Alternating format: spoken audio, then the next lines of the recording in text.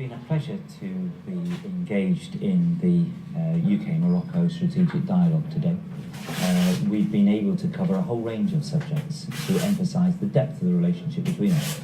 This is, of course, a very long-standing relationship between the United Kingdom and Morocco, and we're delighted that the dialogue has covered so many features of it. So whether it's been defence and security, economics, culture, education, so many of the things we have in common, this has been a very useful day.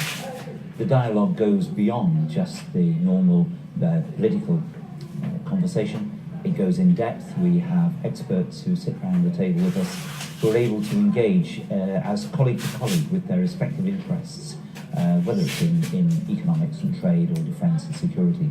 So the politicians don't dominate, but the dialogue emphasises the relationship in its depth, and that it covers many more groups and organisations than merely the politicians and diplomats themselves.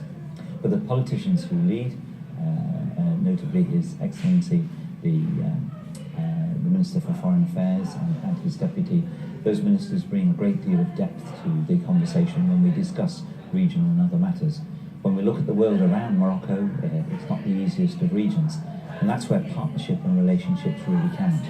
And it was noticeable, I thought, as we looked across not just the region but the world, that in many places our thoughts were the same about what was happening and what was likely to happen in the future, and above all, what could make things different and better. So we looked at areas, some areas in particularly in Western Sahara. On those issues, we again welcome the strong and credible efforts that Morocco is making to move the process forward. And as we look at the region as a whole, we know that this is a relationship which will be not just good for the United Kingdom, but good for the region as a whole. We have many partners throughout the region, and this relationship today that we were able to discuss in depth has made a good contribution to what we think will be strength and stability throughout not only North Africa and the Near East, but also the wider world.